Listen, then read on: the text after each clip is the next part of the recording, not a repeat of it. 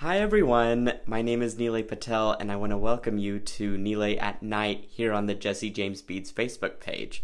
If you're unfamiliar with what Nealay at Night is, it is a tutorial and educational show program that we do here live on Facebook every Monday and Thursday at 6:30 in the evening for you guys. And for those of you who don't know me, my name is Nealay Patel and I'm an author, a designer, entrepreneur, fabulous, and an artist. And my job here at Jesse James Beats is to bring you guys fun, creative ideas that you guys can do with not only the beads, but using some really cool materials and practicing some really fun techniques that are super easy and super quick is my goal, just to be able to put it together and have something to wear, certainly, hopefully by the end of the show.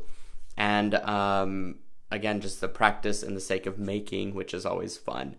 But I hope you guys were able to catch the last Nealay at Night that we did, because we got to make a really fun bracelet. Let me show you guys what I'm talking about. We did this gorgeous wire-wrapped bracelet using thick cut leather, which is this stuff right here, and we used some of their chains. So this is the chevron cobalt enamel chain. Isn't that just beautiful and very striking?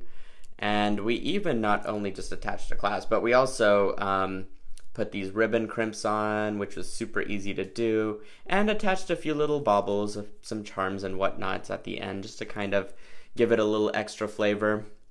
But this was one of my favorite projects, I think, up to this point, just because it was so easy to do and such a clever way of using just some simple materials to create a really fun and easy accessory for really any occasion. So I love this. I hope you guys will check out the demo that we did last week. And if you don't know where to find the demos, worry not, I will tell you. You can find them in a couple different places. First is our website. Go to www.jessejamesbeats.com and check out the video tutorials link at the top right hand side. And in there you'll find everything up to date, materials, tools that I use, and the projects certainly as well. And we also upload the same videos to YouTube. So go to youtube.com. Check out Jesse James Beats on there. Please subscribe and like any videos that you love, and we certainly keep that up to date as well. And we're also on Instagram. So, having said that, I'm excited about tonight's project because I wanted to dabble back into this beaded wheel because I have made a project with this before, and I kind of wanted to do a reprise of it and show you guys a similar style but with different beads and materials altogether. So I'm excited about it, and I'm going to actually flip this camera around to show you what I'm talking about here. Here we go. Now check out what's on my board here. We've got all kinds of fun stuff to work with, and once I get my camera adjusted, I can then kind of go through each one of these. So of course I talked about this beautiful Bootcamp Babe beaded connector. That's this thing right here, and it is super gorgeous. Beautiful beaded wheel, and it's seed beads, hand woven, and I think it's just a great accessory piece. With it, I wanted to pair some fancy florals, and that's what these things are. So they're little charms. They actually have a hole at the top, and you can even see the detail on those petals. They're made out of metal, so they actually do bend if you wish for them to. Otherwise, they will stay flat, which is really cool. I thought I would get out the red dirt suede tassel, which is this guy right here. Really, it's a big tassel. You could see how large this is in comparison to my hand. So this is quite the statement tassel, I think, and it's very soft and lightweight, so I love using it. Alright, so we've got some chain. This is the gold disc jazzy metal chain, and it's kind of got a rose gold tint to it, which I think pairs really well with some of the rose gold tint in here. And I think that'll just go really well together. So I love that. Now, I kind of have an idea in mind, of course, but I haven't actually tried it in real life, so we're going to see what happens. But what I wanted to do is create a very dramatic centerpiece, right? So I'm going to try and use some beads to start me off with, the center point of my necklace. And here I just grabbed some beads from the Emperador collection. This was a few collections ago, and I've since kept a few remaining beads if I haven't made anything since then, but I thought this was a great opportunity to break them out and try and make a really cool centerpiece. And I'm just using some Softflex craft wire to make part of my pendant there, and this is actually the rose gold color, which I think coordinates well with all of this. And I have some jump rings here on the side because I can't do a project without them. So I recommend having some of those out to the side as well. As far as tools go, I think you'll just need a pair of wire cutters, and Xuron is the tool company to go to. Now, Jesse James Beats just got this in recently. This is a pair of wire cutters, and they have a double blade, so that whenever you're trimming your wires, you could see it's connected right there. Whenever you're trimming your wire, it actually doesn't fling the wire across the room like some other pliers do. What it does is it holds it in place. That extra blade basically keeps it onto your pliers and will prevent it from moving anywhere. So I think that's just very clever, and way to go, Xuron, for thinking of some amazing tools, and Jesse James Beats for carrying such a tool. So otherwise, you'll just need a pair of chain nose pliers, which is what these are. So I think I've got everything I need. Oh, and a pair of round nose. Let's see if I can grab that real quick. So here we are. All right. So I'm going to set some of these things aside and see what we can make with this. So I want to start with my center part first, right? So I want to string up some of these beads in a way that makes sense for my pendant to hang from. So what I'm going to do is cut out a little piece of wire. I'm going to cut out approximately, let's say 10 inches or so, and let me demonstrate how well these pliers work. So if I'm going to cut it right here, as you could see, it holds it in place and does not fling it across the room. So I think that's just absolutely special. Love them. What I'm going to do now is actually create a loop on one side. What I intend to do is, I guess, make sort of a beaded bail to have my chain strung from, or I guess connected to, rather. So I'm going to connect that onto this, just like that. And I don't think my chain will be long enough, but we're going to see, because I've got another piece lying around here somewhere, but I might loop it around and then connect the other piece after the video is done so that my necklace looks actually long. But for the purpose of this video, I think you guys will get the idea. So I'm just going to create a wire wrap loop by making a simple, starting out making a simple loop first, which is what that is, and then just basically coiling my wire around a couple times.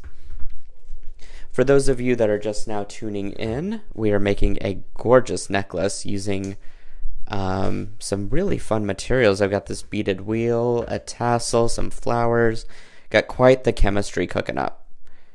All right, and right now we're just making the first part of this, which is the bail, the beaded bail is what I'm calling it, with some rose gold wire, and I've just now connected it to the chain, so that's great. I'm going to actually string these beads on. I've got this really fun drop, sort of a miracle bead, or a iridescent bead is what they call it, I think. Then I'm just going to string on this beautiful crystal, and then this really fun custom bead. Again, these are from the Emperador collection from a while back, but if you guys aren't crazy makers out there, which some of you are, I know it, you do have some leftover beads, and this is a great opportunity to either shop for some new ones or use up some of those old ones. So let's see. If I'm reflecting this and I want my pendant to hang from this, I think it might make sense to either have it pointing in, that way the jump ring kind of goes into the middle, or if I unstring it and have them facing each other, that might even look different. So let's take a look and decide, see what works. There we go. So I kind of like that better, I think. So I'm going to go with that. I believe that should be all right. It is a little bit wider than I want it, and I don't know if I've got some other beads out there, but let me see if I tend to like anything better in my little collection here. And there's so many to choose from. That's always the daunting part. of all this, but I've got these smaller brown ones and that might work a little bit better. I just fear that that gap might be a little bit too much, more than I want. So let me try these guys and see what it looks like. Yeah, I think I like that better because I like this closer to my connector, so I think I'm going to go with the smaller beads instead. And then I'm going to simply string the rest of this on, just like that. And which way? I have my drop facing in. There we go. Now, guys, I want to mention as I'm making this that all the sales, 10% of all the sales today, it goes to a children's charity. And I think that is great for a company. Oh no, I've strung that incorrectly as I'm talking. I think it's great that a company like Jesse James Beads, who is truly a mom and pop company, but they're everywhere. I mean, clearly as big as they are, still care about humanity in general and want to have a fabulous donation. So your sales do matter, absolutely. And the charity is a great way to express that. Okay, so that looks good to me. I'm going to now make a loop on this other side. So I'm going to twist it around, work my wire around the round nose pliers. And before I close that loop, again, I'm going to actually connect the other side of that chain onto my wire. And this is only because I have an extra piece of chain lying around here somewhere that I'm going to connect later. But normally I would attach it to a clasp and all that good stuff too. So, and then I'm just going to wrap the rest of this around. Here we go. It's having a little bit of difficulty focusing, so I apologize for that. So once it's wrapped around, then I can actually cut it. See if it'll give me a focus again. There we go. Just like that. And then I'm going to take my little chain nose pliers and just pinch in that end. And that will give me a really great little beaded bail, as I'm calling it, to work with. So now I'm going to scoot that up, and now I can kind of connect everything together, as I see here working. So I was thinking I could layer this beautiful little flower pendant onto that, because there is a to this beaded connector, there is a little beaded top here for my jump ring to go through. So I think I'm going to connect this together and string it, or hang it off of that. And then I think I'm going to attach my tassel here at the end to kind of cap off this design. So it's got a really fun mixed media, sort of bohemian chic feel to it. And I love that extra flower in it. I think that's just going to be super cool.